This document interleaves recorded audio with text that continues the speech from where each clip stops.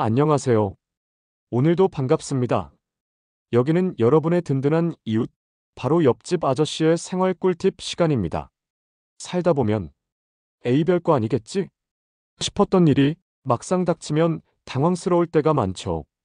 혹시 결혼 신고 어디서부터 어떻게 해야 하는지 헷갈리셨던 적 있으세요? 서류는 뭘 내야 하는지, 혼자 가도 되는 건지, 신고하면 뭐가 좋은 건지 모른다고 창피할 거 전혀 없습니다. 제가 오늘 차근차근 천천히 직접 겪은 것처럼 알려드릴게요. 혼인신고가 궁금했던 분들, 혹은 자녀나 지인 결혼을 앞둔 분들께도 꼭 도움이 될 이야기입니다. 그럼 오늘의 꿀팁, 지금부터 함께 알아볼까요? 오늘 이야기의 핵심을 한마디로 정리하면 이렇습니다. 겉으로는 멀쩡한데 속으로 퍼지는 병, 바로 매독입니다. 예전에는 드물었던 병이지만 요즘 다시 늘고 있어요. 특히 젊은 층을 중심으로 급증하고 있다는 점, 우리 모두 주목해야 합니다. 초기엔 증상이 없거나 너무 미세해서 대부분 감염 사실조차 모른 채 지나갑니다. 그러다 치료 시기를 놓치면 신경계, 심장, 심지어 뇌까지 침범할 수 있는 병이에요. 그렇지만 걱정 마세요. 조기 발견만 하면 완치도 가능합니다. 지금부터 매독에 대한 기본부터 천천히 알려드릴게요. 자, 그럼 본격적으로 시작해 볼까요? 매독은요, 트레포네마 팔리둠이라는 세균이 몸속에 침투해서 피부, 점막, 신경계까지 영향을 주는 성병이에요. 조용히 시작되지만 단계에 따라 증상도 달라지고 전염력도 바뀝니다. 성접촉으로 감염되고요. 1기부터 3기까지 단계별로 진행되며 초기에만 치료하면 완치가 가능한 병이죠. 문제는 증상이 너무 미세해서 모르고 지나친다는 거예요. 그래서 오늘 하나하나 꼭 짚고 넘어가 봅시다. 매독은 성병의 일종입니다. 원인은 트레포네마 팔리둠이라는 세균인데요. 이 세균은 작은 상처를 통해 우리 몸으로 들어옵니다.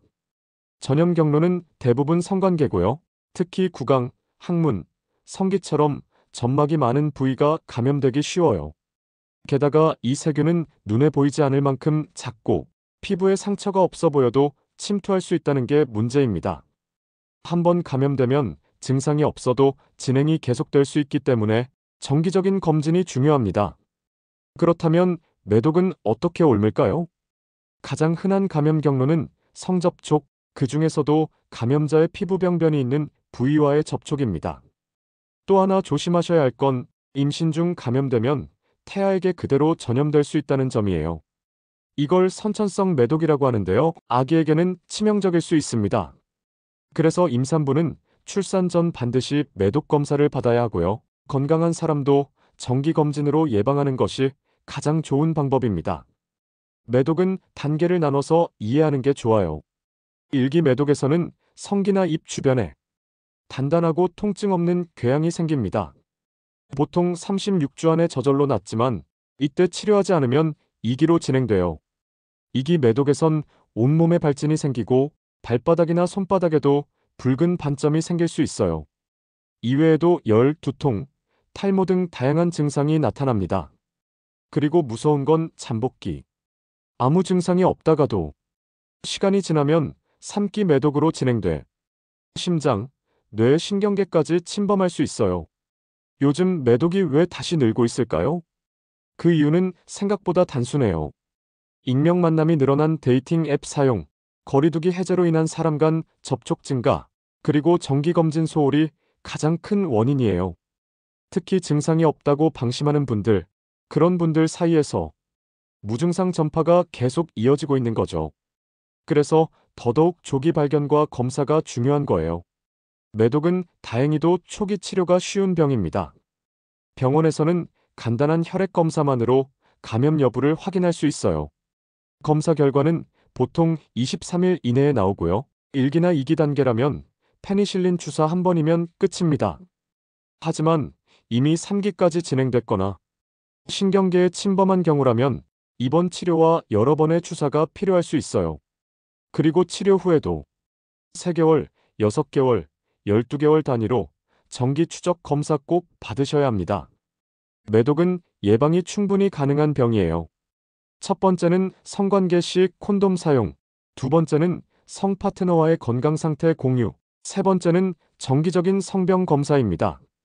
특히 임신을 계획 중인 여성이나 이미 임신한 경우라면 산부인과에서 정기검진에 매독 항목이 포함되어 있는지 확인하는 것도 중요해요. 한마디로 정직하고 꾸준한 건강관리가 최고의 예방입니다. 매독, 사우나에서 옮을 수 있나요? 이런 질문 참 많죠. 답은 아니오입니다. 매독균은 공기나 수건, 변기 같은 일상 접촉으로는 전염되지 않아요. 또 많이들 궁금해하시는 게 증상이 없는데도 감염될 수 있나요? 인데요, 맞습니다. 증상이 없더라도 혈액 속에 세균이 남아있을 수 있기 때문에 정기검사 없이는 절대 안심하시면 안 됩니다. 매독은 다른 성병들과 어떻게 다를까요? 매독은 통증 없는 궤양이 생기는 게 특징이고 항생제로 완치가 가능합니다. 반면 헤르페스는 통증이 심한 수포, HIV는 면역력 저하와 만성 피로가 대표적인 증상이에요. 처음엔 헷갈릴 수 있지만 검사로 정확히 진단 가능하니 조금이라도 의심되면 미루지 말고 병원 가보시는 게 좋습니다. 자, 이제 마지막으로 정리해 볼까요? 매독은 조기에 발견하면 완치가 가능한 병입니다. 하지만 치료 시기를 놓치면 신경 손상, 시력 저하, 심장 질환 같은 무서운 후유증으로 이어질 수 있어요. 그래서 제일 중요한 건요, 바로 알고 예방하는 것입니다. 첫째, 매독에 대한 정확한 지식을 가지는 것. 둘째, 콘돔 사용과 안전한 관계 실천하기. 셋째, 증상이 없어도 정기적으로 검사받기. 그리고 마지막으로 감염되었다면 빨리 치료하는 것. 이 네 가지가 가장 핵심이에요. 내 건강은 물론 사랑하는 가족과 파트너의 건강을 지키는 일, 생각보다 간단한 실천에서 시작됩니다. 오늘도 함께 해주셔서 감사합니다. 사실 매독이라는 단어, 입 밖으로 꺼내기 어렵고 멀게만 느껴지는 주제일 수도 있었죠. 하지만 알고 보면 우리 일상과 아주 가까운 문제입니다. 혹시 오늘 영상이 도움이 되셨다면 주변 분들과 함께 나눠보셔도 좋아요. 우리 모두가 조금씩 건강한 삶에 가까워지는 길, 그 출발점이 될 수 있으니까요. 지금까지 옆집 아저씨의 생활 꿀팁이었고요. 건강하고 따뜻한 하루 되세요. 그럼 다음 영상에서 또 인사드릴게요. 안녕히 계세요.